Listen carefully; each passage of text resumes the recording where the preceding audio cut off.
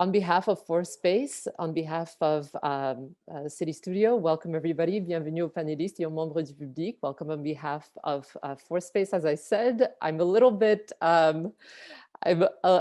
tentative here today as I am alone in this scenario. Normally we would be live streaming this event, but unfortunately we, for the first time, have had an issue, a technical issue. We've lost power. So hopefully things run smoothly. And if there are issues, please bear with us and we really appreciate your patience. So, je vous remercie de vous être joints à nous aujourd'hui. On est très content d'avoir l'opportunité de collaborer avec notre collègue Maude Lecourt pour clôturer cette session du programme CitéStudio Montréal avec la remise des prix des projets gagnants de la vitrine Voilà. Nous aimerions commencer par reconnaître que l'Université Concordia est située en territoire autochtone, lequel n'a jamais été cédé. Nous reconnaissons la nation Kanien'kehá:ka comme gardienne des terres et des eaux sur lesquelles nous nous réunissons aujourd'hui. Tiohtià:ke, Montréal, est historiquement connu comme un lieu de rassemblement pour de nombreuses Premières Nations et aujourd'hui une population autochtone diversifiée ainsi que d'autres peuples y résident. C'est dans le respect des liens avec le passé, le présent et l'avenir que nous reconnaissons les relations continues entre les peuples autochtones et autres personnes de la communauté montréalaise. Cet événement est en cours d'enregistrement. So I'll just remind you that you'll be able to find this recording on YouTube if you look up Concordia University ForSpace, and I'll pop that link into the chat in a minute. It is now my pleasure to welcome Senior Lead of Cities and Partnerships in the Office of the Provost, Maude Lecourt. Over to you, Maude. Thank you, Anna. So thanks everybody for attending today and welcome, like Anna said, to ForSpace, but welcome to Voilà 2021. So that's a pleasure to have you all to come and have just a quick view on some of the amazing projects that we've been having over the winter semester. So we really had like an amazing number. Jérémy Valouet from Espace Temps, who's been coordinating CityStudio, will go into more details. But if we can just have a slide for the déroulement of today's event, just to give you a quick overview of what's ahead of us. So yes, Jérémy will be here to introduce CityStudio. We'll have a quick video, and then the jury will be introduced to you. We had 5 people and from 4 institutions, so Concordia, Ville de Montréal, la Fondation McConnell, and Espace Temps. Then we'll go over our 2 prizes, so original concept and impact potential. Student teams will be invited to present, and we'll have a bit of an exchange with the jury. And then we'll go and see the 4 prizes for jurors' favorite. Student again will be presenting, going over their poster, and some really, really quick closing remarks. So all that in the next hour. So sans plus tarder, à toi, Jérémy, pour le vidéo. Yeah, thank you, Maude. So I'm going to start to introduce you to CityStudio Montreal with this short video. CitéStudio, c'est un programme basé sur la collaboration pour répondre aux défis urbains de Montréal. Les employés de la ville identifient des défis qui sont ensuite connectés à des cours à l'université. Ce sont alors les étudiants qui élaborent des pistes de solutions pour répondre à ces défis. Le défi qui est porté par le Bureau de la transition écologique et de la résilience porte sur les comportements de solidarité qui ont émergé dans le contexte de pandémie présent. Donc, par exemple, l'achat local, le transport actif, la solidarité entre voisins. C'est qu'on veut comprendre qu'est-ce qui va faire en sorte que ces comportements-là, qui sont bénéfiques pour l'ensemble de la communauté, pourront se poursuivre au-delà du contexte qu'on vit présentement. This semester, my class is doing an urban challenge that's looking at how the City of Montreal can better assess the impacts of large development projects on vulnerable populations. So the Urban Challenge aims to answer the question, how could we better use public spaces in Montreal? And this is extremely relevant in 2020, where we have turned to public spaces as our third spaces. They've become our sites where we eat, where we play, where we do sports, where we work out. This year's challenge is to address the issue of heat island effects in Montreal. This is very important at the present juncture because of climate change. Aussi, CitéStudio, c'est une occasion pour nos employés de faire rayonner leur grande expertise et leur grand engagement à l'externe. CityStudio allows us to operate outside of the normal constraints of the classroom by encouraging students to think in a very applied way about these challenges that can sometimes seem abstract and really big. CitéStudio nous permet, du côté de la ville, de travailler d'une façon vraiment différente parce que c'est un espace où on peut sortir de l'opérationnel, de ce qu'on fait au quotidien. CityStudio allows for ways to operate outside of the normal scope where you get to collaborate with city officials almost on a weekly basis. You get to find out about the latest developments happening at the city itself and within the city. CityStudio is a perfect context for students to take their learning outside the classroom and apply it in the real world. One of the things that I noticed right away was that students became deeply engaged with the materials. They were excited about learning because it meant something to them. It meant that they could then apply this to social issues that they themselves find extremely interesting. This year, we can expect the student projects to be engaged in really nuanced and critical thinking about how we can achieve a just socio-ecological transition. On attend des projets étudiants cette année, certainement beaucoup de créativité, une diversité de points de vue sur un même défi. On attend de voir ça avec grande impatience.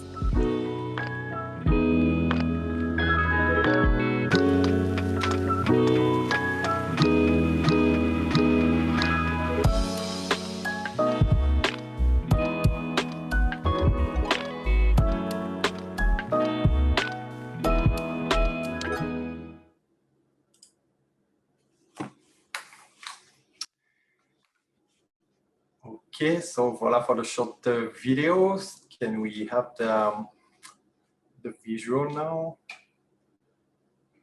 Yeah, so concretely, how does it work with CityStudio Montreal? So as you see, it's an innovative collaboration to respond to urban challenge between the cities of Montreal and the University of Montreal. So once in a year, city staff are convened in order to identify, work, brainstorm to find some urban challenge that will be a match with the courses at the university. Then when those matches have been made, students worked together in teams to find some project in order to solve these issues. This is what we call the Connect course, in which the employee of the City of Montreal are also giving them feedback during this course with the students. So during this session, at the end of the session, so we have this Voilà event, which we reward among the project, the one who have been original, who have a big impact in the concrete reality, if I can say. And then it's for those projects who have a big potential, so we share and scale them in order to be concrete. So next slide. So for this Winter 21 edition, so we had a total of 4 challenges regarding, no, not 4, sorry, 5. We had 5 urban challenge, in which you see in these different topics, such as public space and open data, the urban agriculture and commercial arteries, the active transportation, open data and urban infrastructure, and digital divide and inclusion. So this 5 urban challenge has been made with 5 courses in order to generate a total of 43 projects for a total of 147 students who are working to it. 5 professors have been involved in this program for a total of 7 employees of the city. So now we're going to see more about, among these 43 projects, 6 of them today. Thank you. Donc, je cède la parole maintenant à Marie-André Rodrigue. So hi, you guys. I'm going to tell you who are our fabulous jurors today. Donc, en premier, Thomas Baracos, directeur général de la Fondation Espace-Temps. Jorge Garza, program agent for McConnell Foundation. Thomas Adams, conseiller au Bureau de la transition écologique et de la résilience. And finally, Michael and Ivona Bossert, manager, research and innovation at Next Generation Cities Institute. And now is the moment you were probably all waiting for. It is time to reveal our first winners. So I think we get a slide for that. Yeah, maybe we can share at the same time. So our first prize, it is the original concept prize. It is awarded to Mountain of Waste. So congratulations, you guys. The challenge was, in that case, how can we design public spaces according to an eco-didactic approach using data from the city? The reasons the jurors chose your project, it was a great way to visually represent the problem. It actually reminded of the death clock in Times Square, for those who know it. Also, it's a very engaging way of, engaging, to interact with the display. C'est aussi une réponse très intéressante à un enjeu très urgent, celui de réduire notre émission de GES. Et votre concept promeut des changements de comportement, ce qu'on trouvait donc très, très important. So congratulations, you guys. For our next prize, it is the Impact Potential Prize. It is awarded to Benchmark Montreal. Congratulations, you guys. The challenge was, how can open city big data result in a better performance for urban infrastructures? The jurors chose your project because this is a concrete way to improve decision-making in our cities. C'est aussi un excellent exemple de gestion et d'intégration de données ayant des effets prometteurs à long terme dans de multiples domaines interconnectés, donc incluant l'aménagement du territoire, le logement abordable, la transition écologique et la résilience. Congratulations to you all. And now let's hear some more about your projects. Let's go back to Mountain of Waste. Karen, the mic is yours. Tell us some more about your project. Hello, so I'm going to be presenting the project of Mountain Waste. Karen is not available, unfortunately, she's working. So my name is Kazem Hashemi, and I'm a first student at Concordia University from DART 263 with Dr. Carmela. So I would like to thank Dr. Carmela for the support and great feedback. So I'm going to share my screen. Unfortunately, I have technical difficulties. I cannot share my camera. I don't know why, but hopefully this will be okay with everyone. Okay, just a second. Okay, can everyone see the screen? Yes. Yeah, perfect.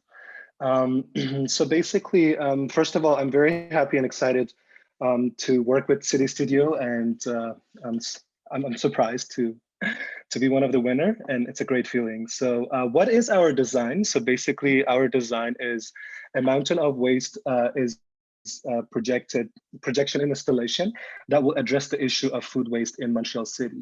So basically, the installation is going to consist of a solar panel projectors that will portray a mountain of food waste in form of a digital or illustration.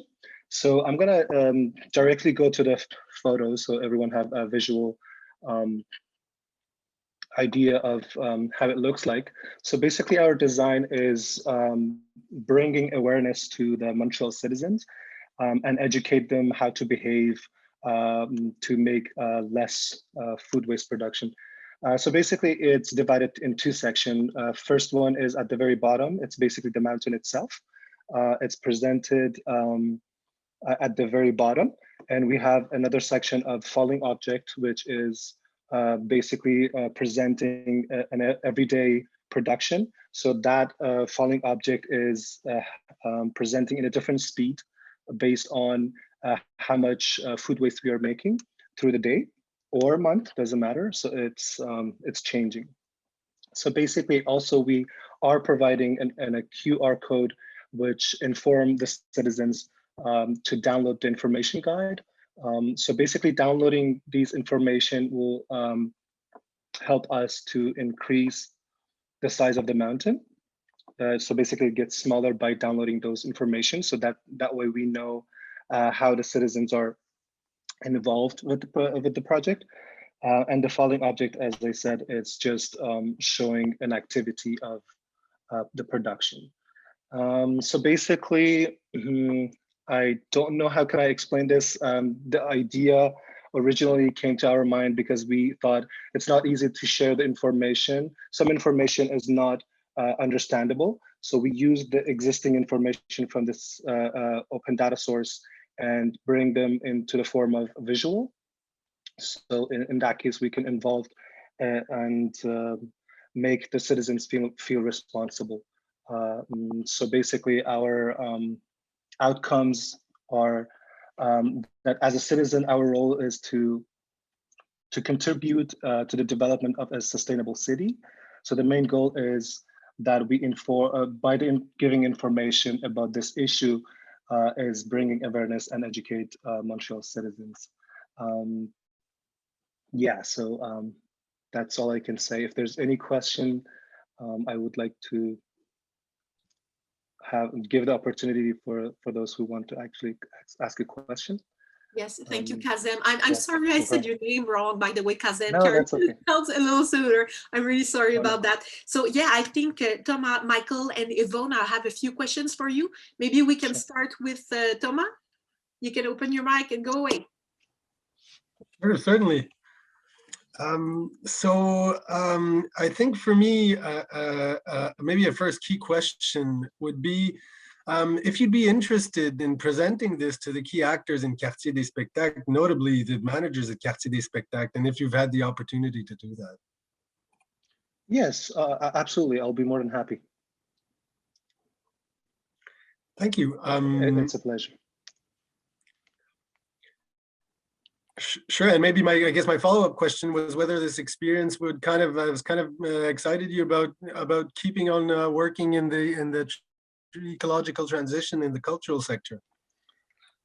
Yes, to be honest, I am originally from Vancouver. When I moved to Montreal, I feel there's a lot of potential as a designer to think about, and this was one of the biggest concern that I had, because I believe it's Montreal. Based on that, it's an old city, so it doesn't have a back alley that will keep the garbage hidden at the back alley, which compared to Vancouver, it is a newer city, so that it can be hidden. So this was a very noticeable issue to me. So that's why it came up as an idea of working. So it's just, for me, it was like also interesting to touch up on that. Great, thank you. Yeah, no problem. Thank you, Thomas. Let's hear about Michael and Yvonne. Do you have some questions for Kazem? Yes, of course. I was wondering why the elevation of the library is the first place of this projection. I guess like this is planned to be projected on more buildings, because then it will be a bigger impact.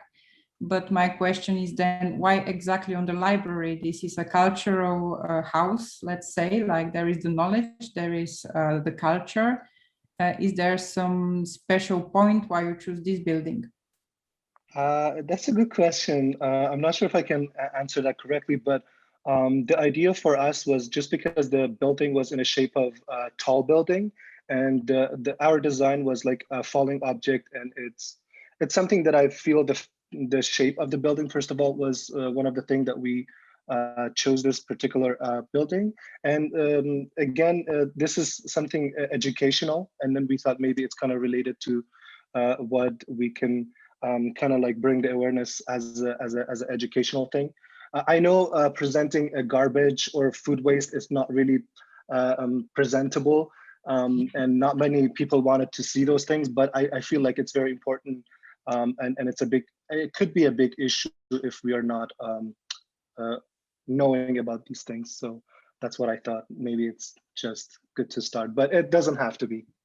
Okay. Yeah, I understand it's in a way as well provocative, and it's good that it's like some conflict of what you present in the place, but it's good because makes the people thinking. Yes, yeah, I will say you're right. Yeah. Thank you.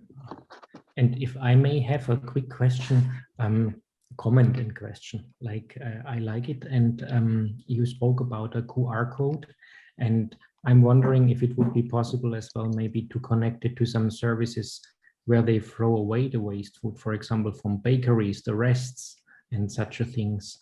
And did you consider checking if there are such services and connecting it to them?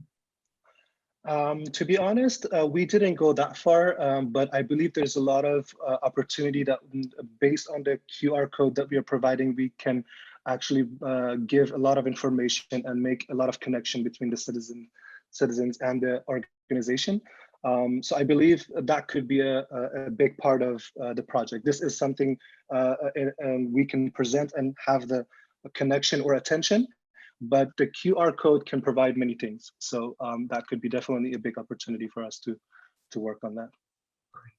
Thanks a lot. Yeah. Thank you, Ivona, Michael, and Kazem. Now let's get to our second project. So Benchmark Montreal. So Masoud, Catherine, and Sarah will tell some more about the project. Come on, the mic is yours.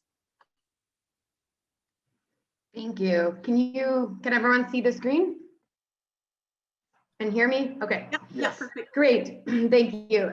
So first, I'm just going to take a quick second to introduce our team. I'm Catherine Casper, and with me we have Masoud, Shamsai, Sare Peyman, and Fadel Kamareddin, and we are all four building engineering graduate students at Concordia University.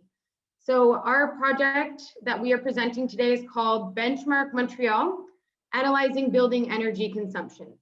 And this is because we wanted to look at what could be achieved if we had an energy benchmarking program here in Montreal. So energy benchmarking is when buildings of a certain size or type are required by law to track and report their annual energy consumption. So this map shows all of the different mandatory programs in the US, as well as one program in Ontario. The idea is that having this data public may incentivize building owners or occupants to take actions to reduce their energy consumption. It also means that researchers like us can use this data to learn more about building energy consumption, which was one of the objectives of this project. So just to quickly go over some of our deliverables, what we were able to do with this data. I can't zoom in as much, but the first step was looking at what key attributes we could identify that were associated with low or high energy consumption. So this was things like climate attributes, as well as things like property type that were associated with the energy consumption. We then use these key attributes to develop a model to predict the EUI, which is just energy consumption per floor area. So this metric allows us to compare buildings of different sizes, we'll say. And we use our model to classify a set of buildings in Montreal as either low, medium, or high EUI. And what this is shown in the graph at the bottom, and all it shows is our predicted classifications alongside some of the other cities that we analyzed in North America. Some next steps that we would like to take would be validating this model with real energy data from here in Montreal. But more importantly, what we want to talk about is what we can do with this data here in Montreal once we have it. So firstly, we can specifically target these high energy use buildings that we've identified as candidates for potential retrofits or mechanical system upgrades. So it's a more targeted approach at addressing energy consumption in the city. From our study, we also saw that 65% of the buildings showed a reduction in energy use 4 years after the benchmarking began in these cities in North America. So another study just in New York attributed a 14% reduction in energy consumption as a result of the benchmarking program.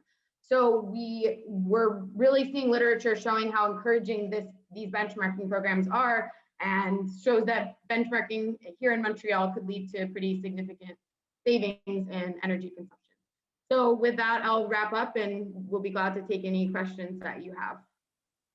Thank you, Catherine. Thomas and Jorge, I think you have questions for our team. Let's start with Jorge. Hey, thank you, everyone. And I guess my first question is around the scale of the work. I wonder at what scale would you prioritize implementing this work in Montreal? Would it be at the neighborhood level or at the whole, let's just go to the city level, or maybe working at the borough level? Yeah, that's a great question. So based on the cities in North America that are already practicing, they usually did a phased-in approach that started with municipal buildings. So the city itself would track and report the municipal buildings and then phase in the largest buildings first. So anything over, we'll say 50,000 square feet is a common one. And then gradually over time, as people adjust and learn and how to use the software and practice, that's reduced to 35,000 to 25,000, and can at first target just commercial buildings or just municipal buildings and slowly phase in residential buildings as well. Awesome, thank you. And can I ask another one, or go ahead, George. Okay, okay. Sorry, the other one would just go on, Jorge. Okay. Go on. Yeah. Yeah, I'm just curious. I mean, after this thoughtful research, what would you do differently? What would you be like, oh my God, I wish I could have changed this?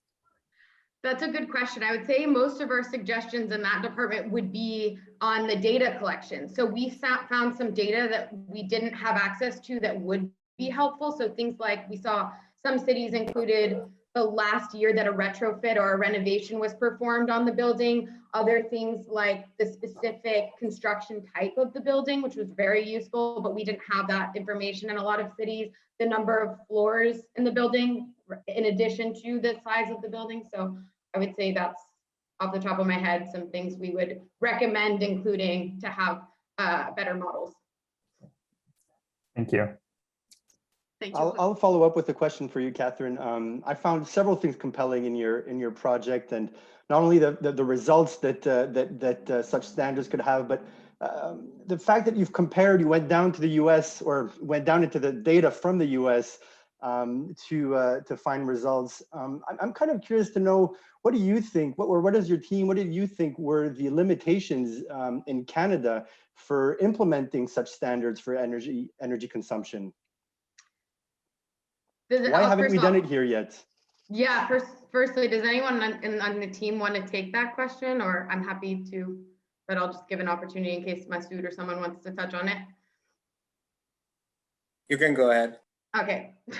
All right. So yes, so actually Montreal is an interesting case study because it does require collaboration with Hydro-Quebec, I'm sure, to pass such legislation. And ultimately, this is a study that requires cooperation at the municipal level and policy discussions. So that I think is tricky. And like we see in Ontario, I guess they were able to pass that at a provincial level, but here in Montreal, maybe that's something that would be needing to pass at the provincial level as well, but with larger discussions with Hydro-Quebec, I'm sure.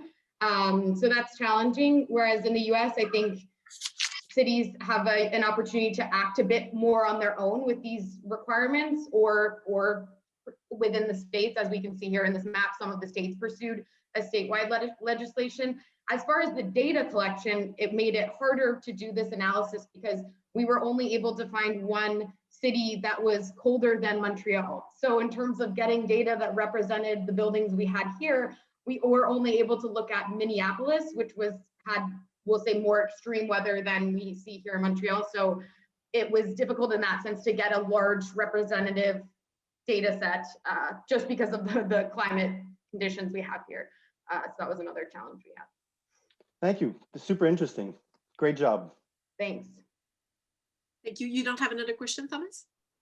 I had a question about your, I suppose, your participation in the program. So in CityStudio Montreal, and I was wondering if you'd learned anything in the process that you think would be useful down the road in your careers. Yeah, Masoud, do you want to touch on that?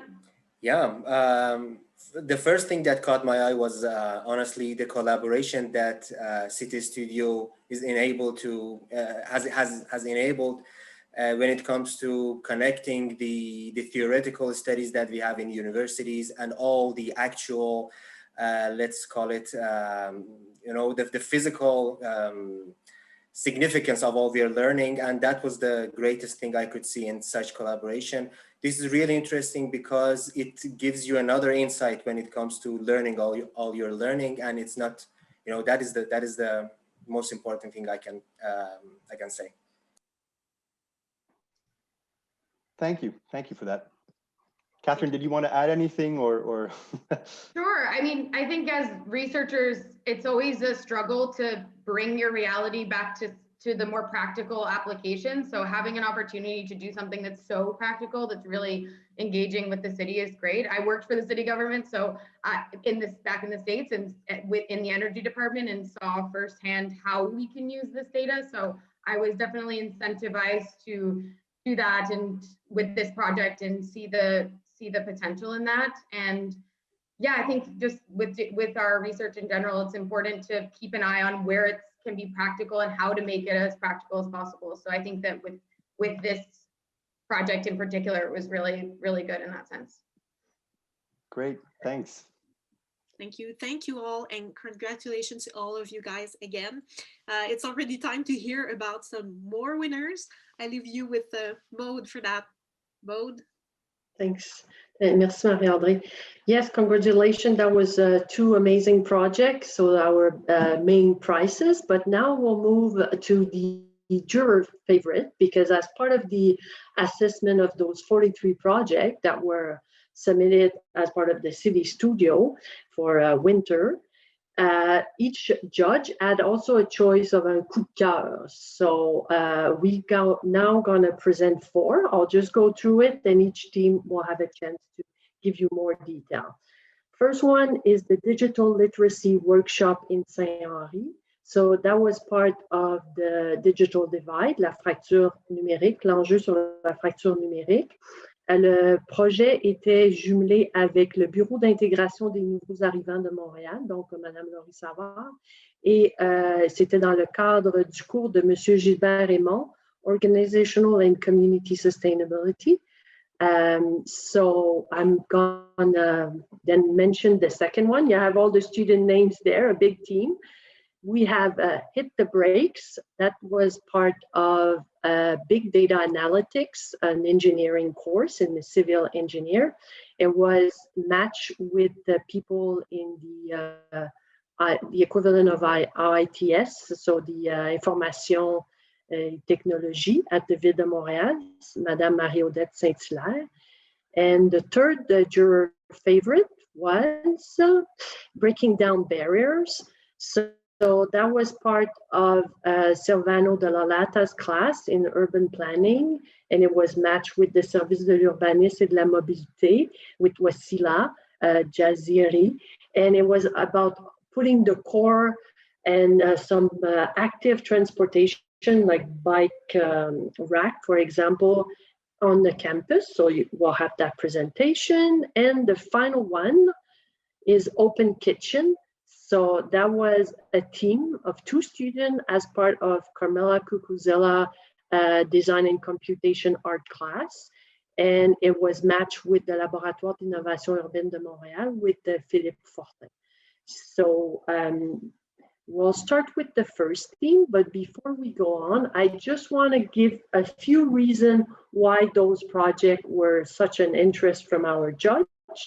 So really the first one about digital literacy, they thought it was inclusive, engaging, it helped empower the people, and also built like a network of friendship.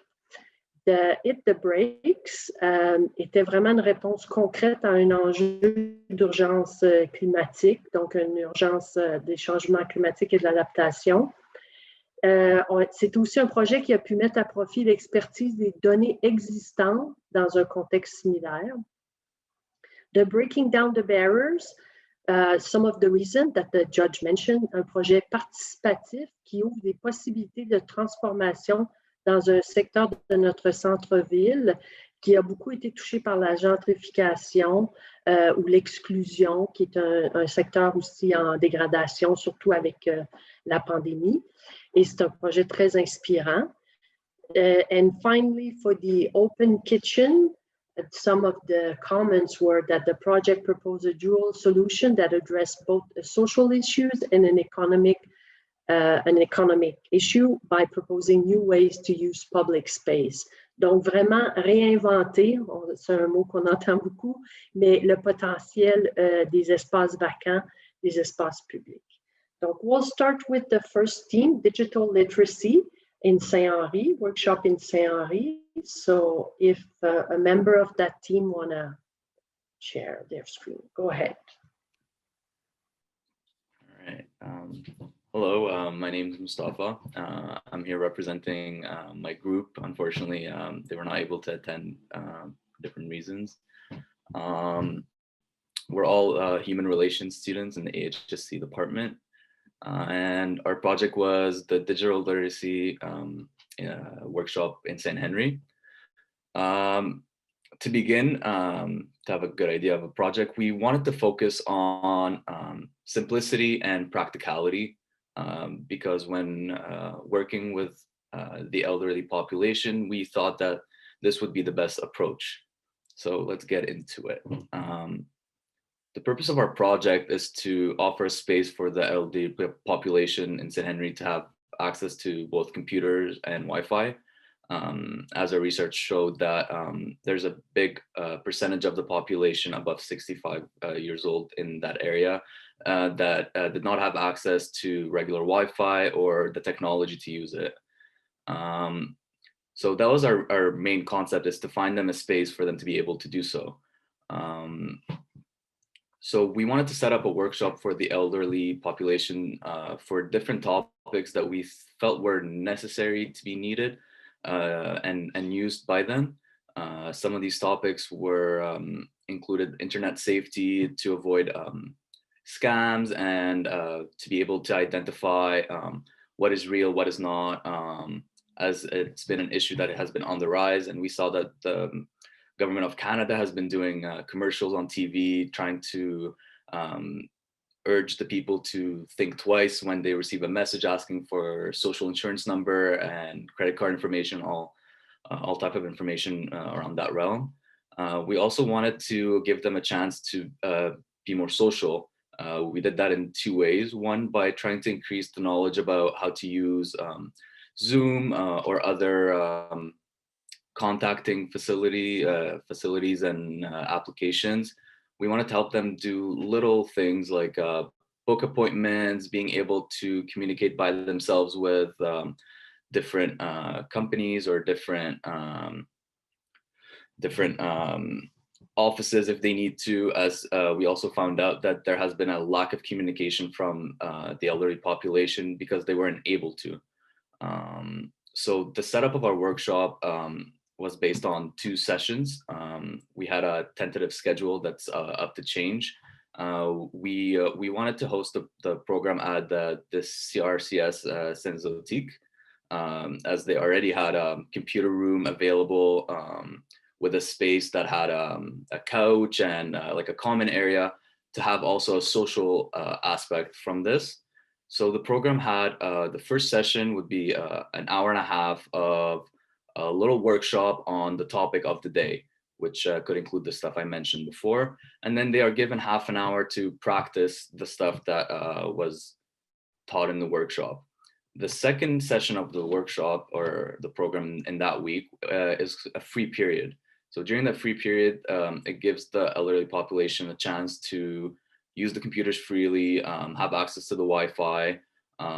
And during that time, there will be volunteers available to help out with any technical difficulties, any questions, any refreshers on what was done in the workshop. In the first session of the workshop, we will have a facilitator that will be in charge of teaching the skills needed to access that information, but they will not be available in the second session. However, the volunteers that are available will also be on rotation to keep it consistent for the elderly population, as we were also told and shown by the research that that population is more comfortable with consistent contact with the same people, and they're able to learn at a better pace and a more comfortable pace with that. So we kept that in mind and wanted to keep the same volunteers on rotation to be able to facilitate the highest level of comfort for them. And that is the summary of our program. So if there's any questions, I'll be more than happy to answer. Thank you, Mustafa. That was really interesting and innovative. So because of time, and we want to make sure every team have a chance to present, we'll just keep it to one question from a judge. And in this case, or two, because there are two. In this case, we'll ask Michael and Ivona if you have a question for Mustafa and his project. Yes, we have one question. It's very actual because we are living this COVID reality, and we were wondering how you plan to realize this nice project in COVID reality. So that was something we needed to think of when we first started brainstorming. Because to be fair, the idea came to us because of the COVID situation, where we realized how out of touch the elderly population was with everything going on, because they didn't have access. Unfortunately, the program is set up for a hopeful post-COVID world, as we were not able to apply a program of for this function to access all these people without having the access to internet. So it was kind of an issue we had to deal with of how do we get people access to the internet when the program's purpose is to get them to the access. So we had thought of possible solutions of having like private applications of this program on one-on-ones. We did not go deeply into how we would set it up, but that was our general idea of having like a sort of sign up and having those volunteers actually go visit the people who would sign up to help them with the program. However, unfortunately, we did not get to go too deeply into it. Thank you. Very nice project. Thanks for your answering question. Okay, so congratulations again. We're now gonna have the team for hit the brakes, and I think it's Usain who's gonna be sharing and presenting. Good afternoon, everybody. I would like to introduce our team first. We have Atife, Abdulhadi, Ahmad, and me. All of us are students of the graduate program for civil engineering. Our topic is hit the brakes, which includes predicting the water main breaks. Water main breaks are a problem that have plagued Montreal for a very long time now, with several breaks occurring every year, which lead to flooding of roads, large amounts of water wastage, and boil water advisories for the general public.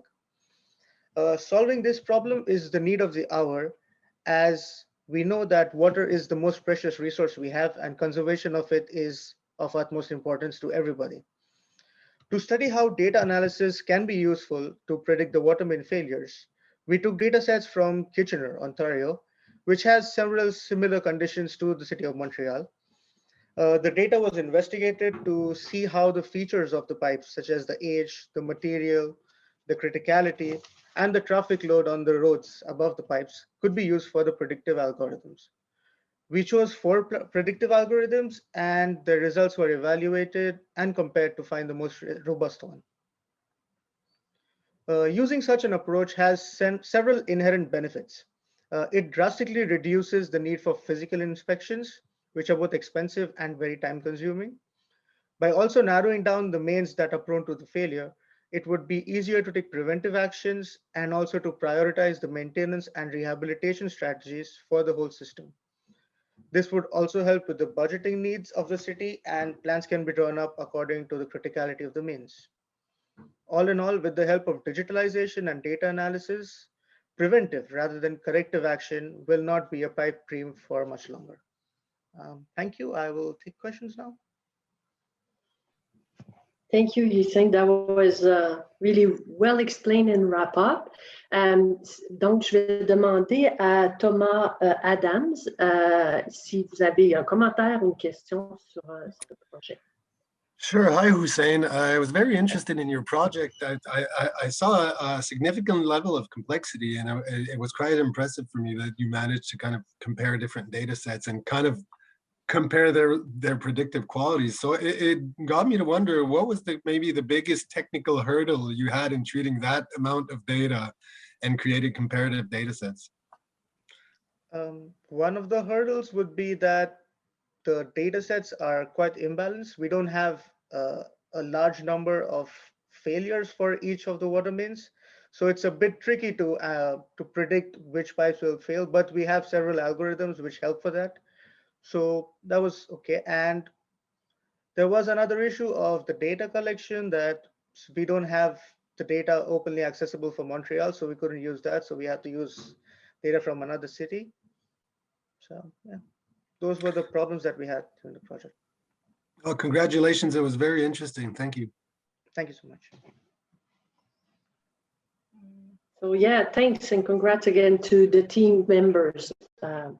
So now we'll have the presentation for breaking down barriers. So if I can remember who from this team is presenting, but just go ahead.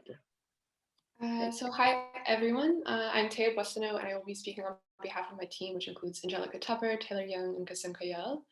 So for our project, we were given the challenge of creating a cohesive identity on the Concordia Sir George William campus in our urban laboratory course, while also satisfying the City of Montreal's request for a mobility hub. So our class was split into different groups. So we were in charge of the area that encompassed the Grey Nuns, the JMSB building, the Faubourg, and the TD building as shown in the map image. So our approach for this project focused on the 4 pillars of sustainability, which are the environment, society, economy, and culture, as well as creating multifunctional shared spaces. So with that being said, we envisioned a place that was more inviting, not only for the Concordia community, but also to other community members as well. Our first set of interventions prioritized refining the relationship between different sections of our campus by revitalizing pathways to make them more engaging and to human scale. So for our sector, we found that Guy Street and Police Street, which is the alleyway between the JMSB and the TD building, required stronger connections. Both paths would be designed with a new paving pattern that we decided on as a class to represent the Concordia campus and add to the school's identity in the downtown area. And our ideas also had the goal of directing pedestrian traffic flows down towards the Grey Nuns residence. So regarding the Grey Nuns lot, which we referred to as the Grey Nun Gardens, we wanted to open up the space and make it more permeable. We also wanted to solidify the visual impression of the campus by repeating the pavement pattern within the section as well, because as it is, it feels quite disconnected from our campus. So to address the lot's feeling of isolation, we incorporated things like a versatile amphitheater that could host a number of events, from speeches to music concerts to public like outdoor classrooms. So the structure could be retrofitted with heaters, lighting, and a cover so that it could be used throughout the year at any time of the day. Next was our mobility hub on Saint-Mathieu that is located near bus stops, pedestrian paths, car traffic, and bike lanes. So the mobility hub would serve as a link for people to gather while easily and efficiently being able to switch their modes of transportation. So our model features a secure sheltered bike parking, a cafe, a bike repair shop, and additional seating. The outcome of the hub would be the promotion of socialization, community relations, as well as sustainable modes of transportation. And lastly, we propose that a section of the Grey Nun Garden be dedicated to urban agriculture and local food markets. So the space would potentially feature compost bins and an anaerobic digester to generate electricity and heat for the Grey Nuns building. And through growing food and selling them on site, we could improve food security, provide learning opportunities, create revenue for Concordia, as well as create jobs on campus. So overall, these activities would improve social, economic, environmental, and cultural sustainability on campus.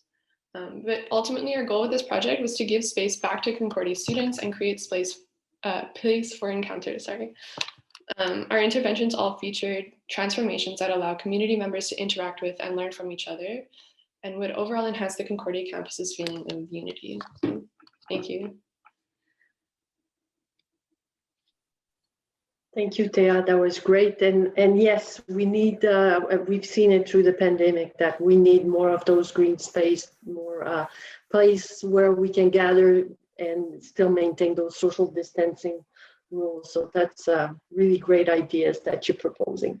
So we'll ask Jorge if he's got some comment for you and your team or some questions. Yeah, I really appreciate how this project brings back to the center of neighborhood life such a beautiful historic building that has contributed so much to the identity of the area. And I wonder if, let's say, all variables consistent, if you could implement one of these changes that you suggest immediately, which one would it be and why? I don't know if anybody else from my team wants to chime in. Okay, go ahead. No, go for it. No, I just wanted to say it would probably be the gray nuns, the green space. First of all, in COVID, like Madame Lecour said, we do need green spaces, especially in light of the quarantine and the whole online transition. Plus, it would form a kind of a center to the university itself, since the SGW campus lacks cohesion a lot. So this would kind of form a center and provide the cohesion the campus lacks. Thank you so much. Thank you. Congrats. Yes, congrats again. Okay, so we'll go for our last project of the day. And maybe, I know some people wanted to maybe ask, in the audience wanted to ask questions. We'll see at the end if we have some time left. But I want to make sure that this last team have a chance to present. So it's the Open Kitchen project. And if the member of the team want to share the screen. Do you see the screen? Yes, all good. Yeah, perfect. Okay, so I'll just zoom in just a bit, just so we could see a bit better. So, hi, my name is John Mendoza, and my partner is Kevin Baroni, and I will be presenting Open Kitchen, a project done at Concordia University for the DART 263 under the supervision and help of Dr. Carmela and teacher assistant Morteza. So to begin, consider the following design question. How can we better inform the community about the possibilities and the adaptive reuse of vacant buildings? What we are essentially proposing is a systematic redesign of the way vacant buildings around the Ville-Marie borough are utilized, or better yet, underutilized. Open Kitchen collects data to quantify homelessness in Montreal in a non-intrusive manner, creating safe and welcoming spaces through the use of vacant buildings as designated venues not only humanizes the experience of a soup kitchen, but simultaneously allows the collection of quantitative data that would be available to both the public and government. Moving to the objectives of the project, when viewed through a social and economic sustainability lens, it provides reliable data for the government and educates the general population about the disparity or injustice regarding the number of vacant buildings there are in Montreal, and how said spaces could be repurposed temporarily to benefit the homeless population. So now I'm going to be speaking on the how it would potentially work.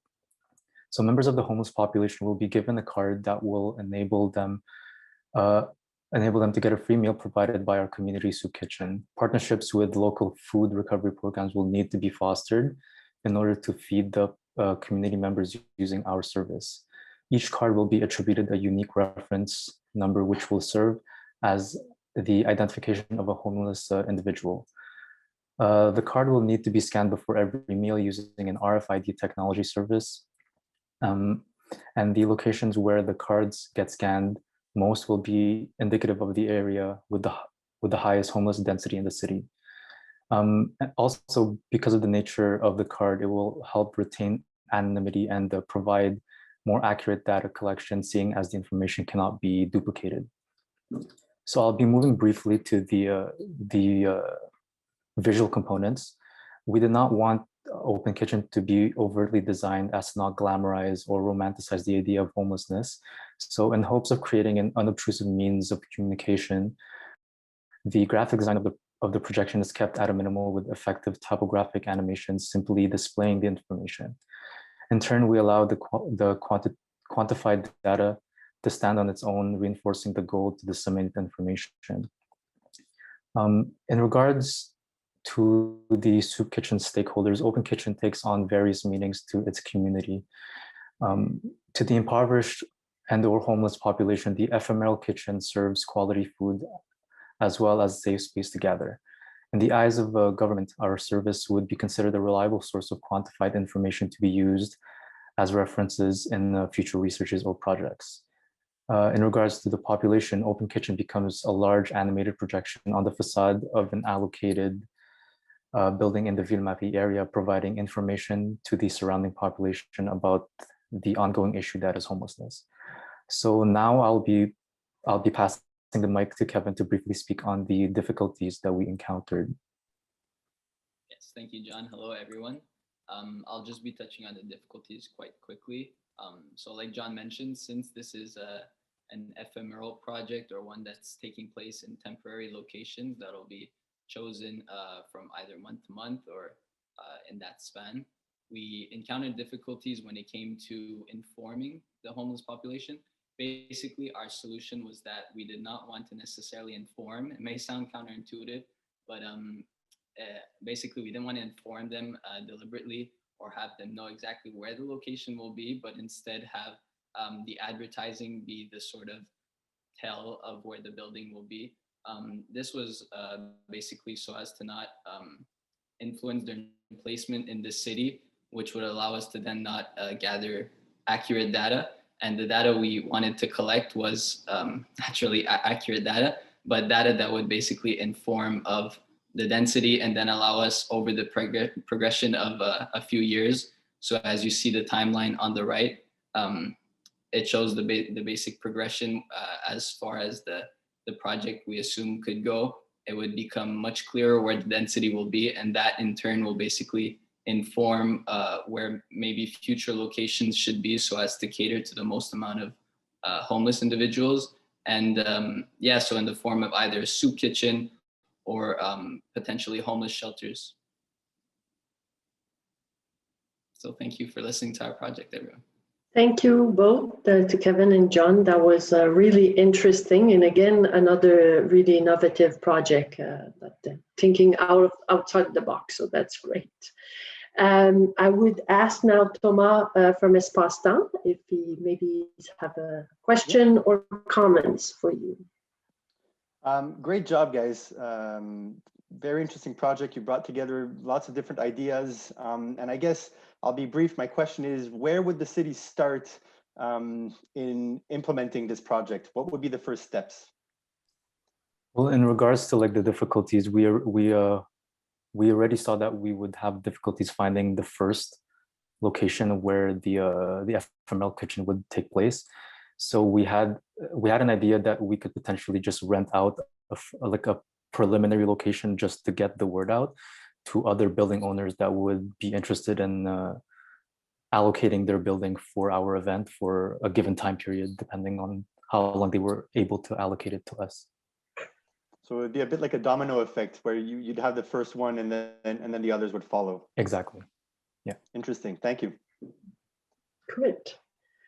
Okay, so we're coming to an end of our presentation. I know it's short and quick, and a lot of people wanted maybe to ask questions and interact with the student, but unfortunately there's only 2 minutes left, and I want to thank a few persons.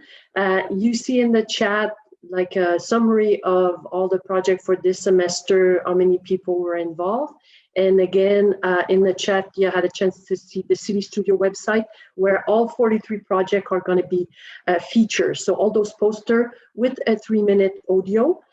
So you can hear the student explaining their poster and going over it. So that's a nice way of quickly learning about those amazing projects. I want to for sure congratulate all students who participate, but you today who attend the event, and we got those 6 prizes. That's amazing. That's great. So congratulations to all of you. And I also want to thank the city staff who give their time, volunteer for, and mentor, are there in the classroom to help you to answer your question. So today, the project we cover, we had Philippe Fortin who was involved, Annie Blouin, Stéphanie Lavigne, Camille Chen, Wazila Jaziri, Marie-Odette Saint-Hilaire, and Laurie Savard. Those are the city staff who were involved over the winter semester. So a big thank you to them. And for sure, for the match, we need some willing professor, willing people on Concordia side to decide to integrate those projects into their classroom. So I want to thank Carmela Cucuzella, Donizetto, Silvano de la Lata, Mazdak Nikba, and Gilbert Raymond, who were the professor teaching for the 5 courses this semester. So a huge thank to you too, and to believe in this CityStudio concept and program. And to finish, I want to say thank you to Jérémy Valouet, who took over like a month ago for the CityStudio. And I want to thank Camila Chiari, who was the coordinator before that. And for sure, Marie-André Rodrigue, who's the representative on the City of Montreal side. So thank to all of you and to Fort Space. So once again, to have us and doing this event online. Next run, maybe next December, finger crossed, will be face-to-face and in a venue to celebrate the end of the semester. So thanks to all, and I wish you a really great afternoon. So bye. Thank you, Maud. Everyone. We're going to close up. Bye, everybody. Congratulations to everyone. Congrats. Congratulations, everyone. Great projects. Thanks. Thanks to the judge. Sorry, forgot you. Thank you. Great input. Thank you. Thank you. Okay, have a good weekend, everyone. Bye-bye. Everybody.